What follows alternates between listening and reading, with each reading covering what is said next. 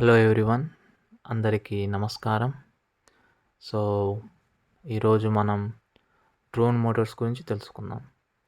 Drone Motors అంటే ఏమిటి, వాటిలో ఎన్ని రకాలు ఉన్నవి, ఆ డ్రోన్ మోటార్స్ మనం కొనేటప్పుడు కొన్నిసార్లు చూస్తాం.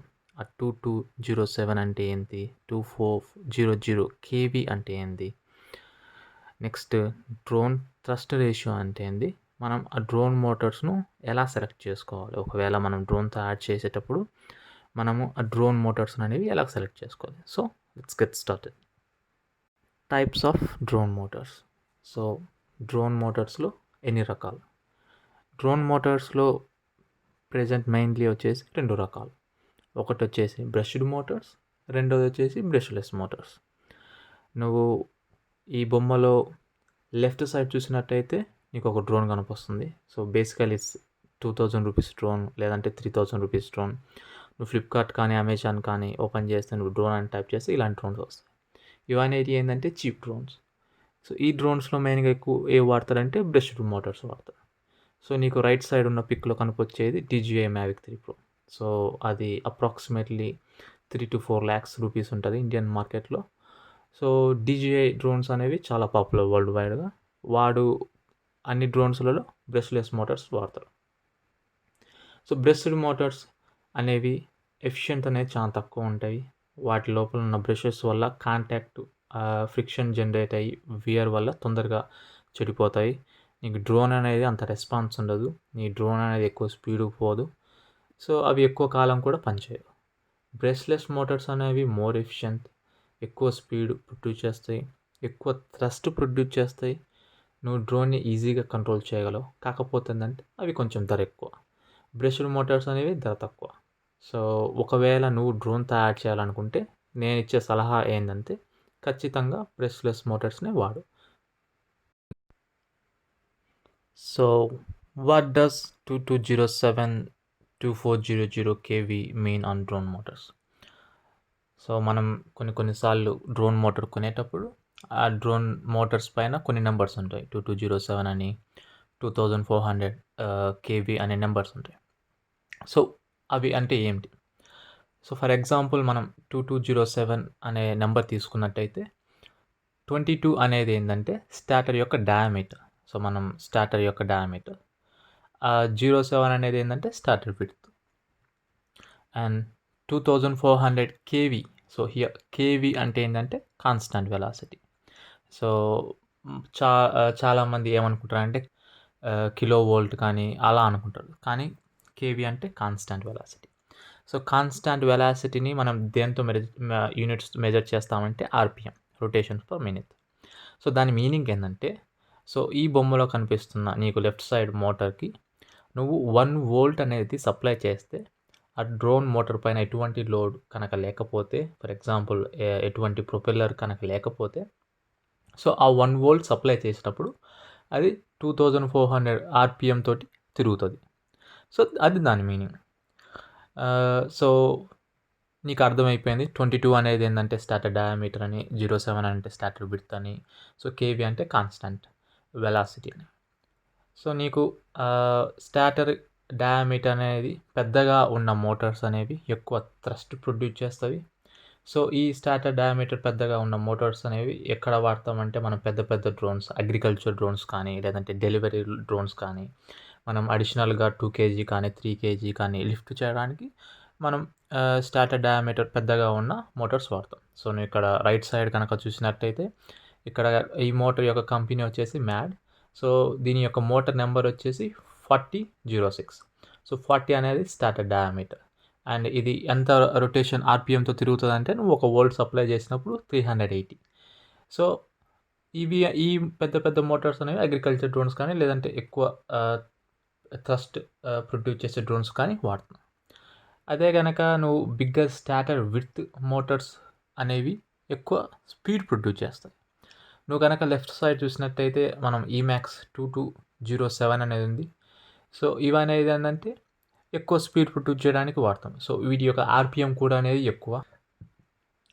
నేనైతే నా డ్రోన్ పైన అయితే EMAX Echo 2306 1700 KV drone motors వాడినాను.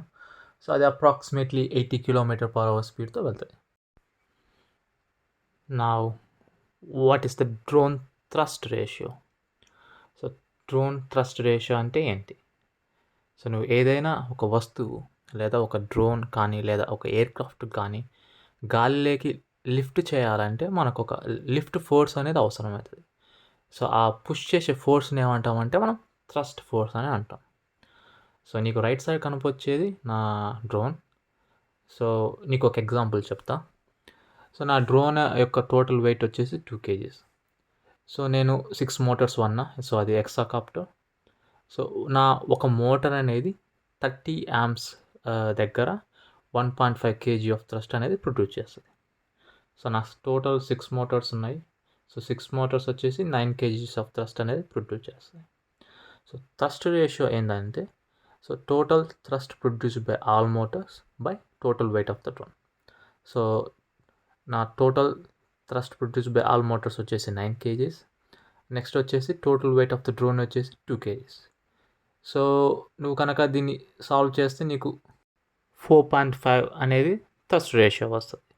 సో నార్మల్గా ప్రాక్టికల్గా మనం 30 amps and 1.5 KG maximum load తోటి వాడం కాబట్టి సో అప్రాక్సిమేట్గా మనం 1 కేజీ వాడినా సో ఇట్స్ మోర్ దెన్ అది చాలా సఫిషియంట్ మన డ్రోన్కి గాల్లో ఎగరడానికి.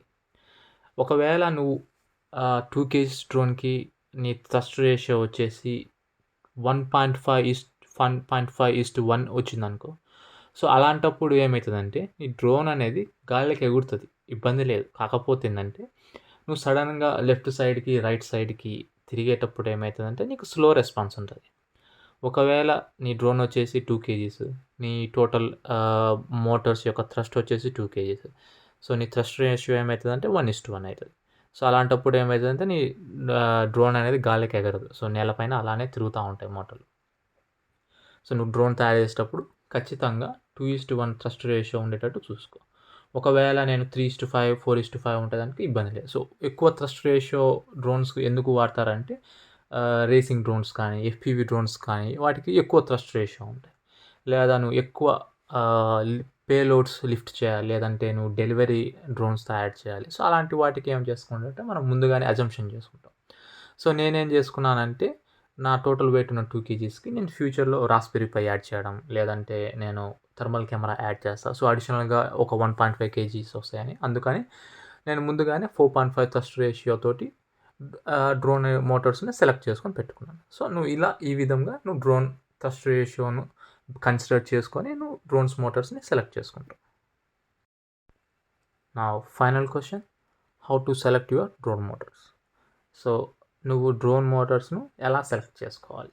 స్టెప్ 1 వచ్చేసి ఏంటంటే నువ్వు డ్రోన్ మోటార్స్ కొనకముందే ముందుగానే అనుకోవాలి. సో నీ డ్రోన్ వెయిట్ ఎంత, నువ్వు దానికి ఏం చేయాలనుకుంటున్నావు, సో ఎంత వెయిట్ తోటి నువ్వు డ్రోన్ డెవలప్ చేయాలనుకుంటున్నావు. స్టెప్ 2 వచ్చేసి ఏంటంటే what is purpose of your drone.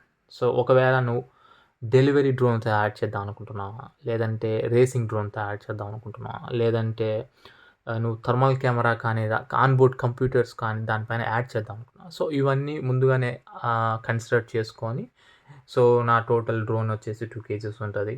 నేను ఫ్యూచర్లో దానిపైన 1 కేజీ అడిషనల్గా పేలోడ్ పెడతాను, లేదంటే థర్మల్ కెమెరా యాడ్ చేస్తాను, లేదంటే ఆన్బోర్డ్ కంప్యూటర్ పెడతాను, లేదంటే పిజ్జా డెలివరీ చేస్తాను. సో నా డ్రోన్ వెయిట్ 2 కేజీస్, అడిషనల్గా నేను 2 కేజీస్ క్యారీ చేయాలి. సో టోటల్గా 4 కేజీ డ్రోన్ ఉంది. సో ఒకవేళ నువ్వు క్వాడ్ కాప్టర్ చేయాలనుకుంటే నీకు 4 మోటార్స్ ఉంటాయి. సో 4 కేజీకి నీకు 2:1 థ్రస్ట్ రేషియో రావాలంటే నీకు అట్లీస్ట్ 8 కేజీ థ్రస్ట్ ప్రొడ్యూస్ చేసే మోటార్స్ను నువ్వు సెలెక్ట్ చేసుకోవాలి. నువ్వు క్వాడ్ కాప్టర్స్లో 4 మోటార్స్ ఉంటాయి.